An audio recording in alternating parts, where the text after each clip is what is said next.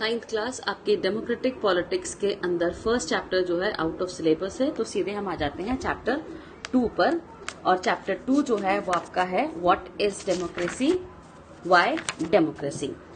अब what is democracy, democracy की definition आपने पहले बहुत बार पढ़ी है। सिंपल जो डेफिनेशन अब्राहम लिंकन की है, it is a form of government, it is a type of government of the people, for the people and bye the people. अब इसी डेफिनेशन को हमें थोड़ा सा और एलैबोरेट करके और क्लियरली पढ़ना है और समझना है। तो सबसे पहले हम सिंपल डेफिनेशन पर आ जाते हैं। Democracy is a form of government in which the rulers are elected by the people. ये ऐसी फॉर्म है गवर्नमेंट की जहां पे रूलर्स लोगों के द्वारा चूज किए जाते हैं। अब डिटेलिंग के लिए हमको ये समझना है कि कौन से रूलर्स हैं जिसको हम चूज करते हैं। उसके बाद किस तरह के इलेक्शंस को हम डेमोक्रेटिक इलेक्शन कहेंगे। उसके बाद कौन से लोग हैं जो रूलर्स को चूज करेंगे और कौन से लोग हैं जो एज अ रूलर चूज किए जाएंगे। फिर किस तरह की गवर्नमेंट को हम डेमोक्रेटिक गवर्नमेंट कहेंगे। तो ये सब क्लियर करने के लिए हमें जो डेमोक्रेसी के फीचर्स हैं उनको समझना पड़ेगा। तो सबसे पहला फीचर आपका है major decisions by elected leaders. जो भी मेजर डिसीजंस होते हैं वो इलेक्टेड लीडर्स यानी जो जिनको हमने चूज करा, जनता ने चूज करा है वोटिंग के जरिए, उनके हाथ में होते हैं। तो एग्जाम्पल के तौर पे हम यहाँ पे पाकिस्तान का केस लेते हैं कि वो डेमोक्रेसी क्यों नहीं है और बाकी कंट्रीज जो जैसे हम हैं तो हमारी कंट्री डेमोक्रेटिक कंट्री क्यों है। तो पाकिस्तान के अंदर जनरल परवेज मुशर्रफ जो थे मिलिट्री कूप की मदद से अक्टूबर 1999 में इन्होंने डेमोक्रेटिकली इलेक्टेड गवर्नमेंट को यहाँ से रिमूव कर दिया और अपने आप को chief executive of the country declare कर दिया। उसके बाद 2002 में एक रेफरेंडम के जरिए इन्होंने अपना डेजिग्नेशन चेंज करके उसको प्रेसिडेंट कर लिया और इस तरह से इनको 5 ईयर का एक्सटेंशन मिल गया। Pakistani media, human rights organisation, democracy के जो एक्टिविस्ट थे, इन सबका ये कहना था कि ये जो रेफरेंडम था इसमें काफी सारी माल प्रैक्टिसेस थी, काफी सारा फ्रॉड था, ये सब गलत तरीके से किया गया था और इसीलिए जो मुशर्रफ था इसने अपने आप को प्रेसिडेंट डिक्लेयर करके एक्सटेंशन भी दे दिया। उसके बाद अगस्त के अंदर ही 2002 में एक लीगल फ्रेमवर्क ऑर्डर पास किया गया था जिसकी वजह से पाकिस्तानी कॉन्स्टिट्यूशन में कुछ बदलाव किए गए। इस बदलाव के अकॉर्डिंग, इस ऑर्डर के अकॉर्डिंग जो भी नेशनल प्रोविंशियल असेंबली थी उनको डिसमिस कर दिया। जो सिविलियन कैबिनेट का वर्क था उसको सुपरवाइज करने के लिए नेशनल सिक्योरिटी काउंसिल है जो कि मिलिट्री ऑफिसर्स के द्वारा डोमिनेट की जाती है। अब मिलिट्री ऑफिसर्स को जनता चूज नहीं करती है।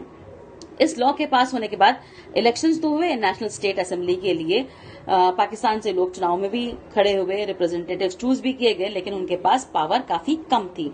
जो फाइनल पावर थी वो मिलिट्री ऑफिसर्स और जनरल परवेज मुशर्रफ के हाथ में थी। तो क्लियरली ये रीजन कहता है कि पाकिस्तान के अंदर जनरल मुशर्रफ के टाइम पर डेमोक्रेसी नहीं थी। उसके अलावा पीपल में हैव इलेक्टेड देयर रिप्रेजेंटेटिव, लोगों ने अपने रिप्रेजेंटेटिव चूज तो करे नेशनल प्रोविंशियल असेंबली के लिए, लेकिन इन इलेक्टेड रिप्रेजेंटेटिव्स के पास में रियल पावर नहीं थी। ये रियल रूलर्स नहीं थे। रियल रूलर कौन था? रियल फाइनल डिसीजन पावर थी किनके पास में? आर्मी ऑफिसर्स के पास में, जनरल मुशर्रफ के पास में। और ये सब इनमें से कोई भी ऐसा नहीं था जो कि इलेक्शन के जरिए लोगों के द्वारा चूज किए गए थे। तो यहाँ पर फर्स्ट फीचर क्लियर होता है, in a democracy the final decision making power must rest with those elected by the people. Final फैसले लेने की पावर उन्हीं के हाथ में होनी चाहिए जो कि लोगों के द्वारा चूज किए गए। फिर दूसरे फीचर पर आते हैं, free and fair electoral competition. किस तरह के इलेक्शंस को हम डेमोक्रेटिक इलेक्शंस कहेंगे? जो फ्री एंड फेयर है उन्हीं को हम कहेंगे। तो यहाँ पर समझने के लिए हमें चाइना का केस देखना है। चाइना में हमें पता है कि सिंगल पार्टी रूल चलता है। सिंगल पार्टी है यानी आपके पास में चॉइस ही नहीं है, आप किस में से चूज करोगे। In China elections are regularly held after every 5 years।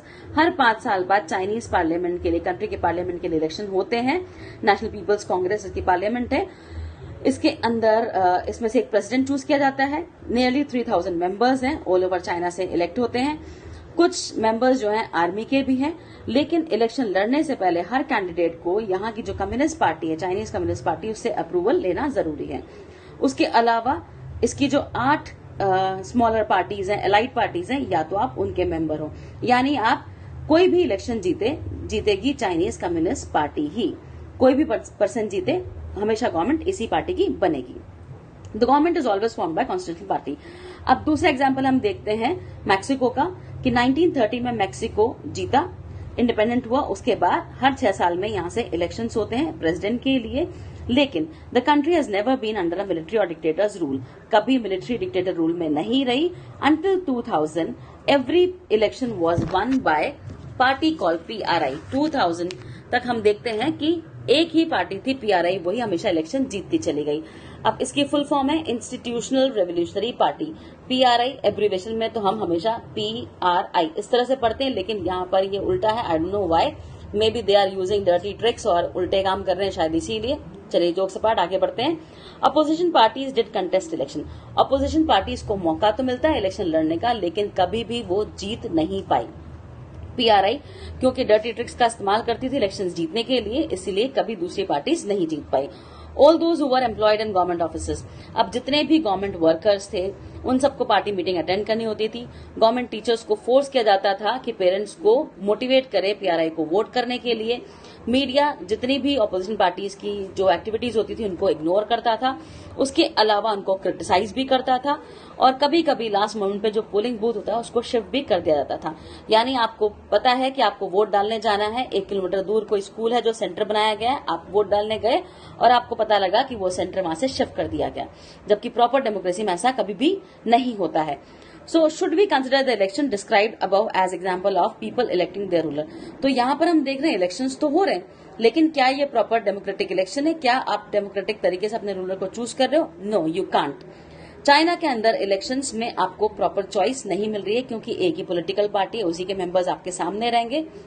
उसके अलावा मैक्सिको के अंदर तो इतनी डर्टी ट्रिक्स है कि ऑपोजिशन पार्टीज को कभी मौका ही नहीं मिल पाता जीतने का। तो क्लियर हो जाता है कि a democracy must be based on a free and fair election where those currently in power have a fair chance of losing. एक डेमोक्रेटिक गवर्नमेंट वही होती है, डेमोक्रेसी वही होती है जहां पर फ्री एंड फेयर इलेक्शंस होते हैं, और जो करंटली अभी पावर में इनके पास भी कहीं ना कहीं ये चांस होता है कि वो हार सकते हैं, और जो हारे हुए कभी कभी वो जीत भी सकते हैं।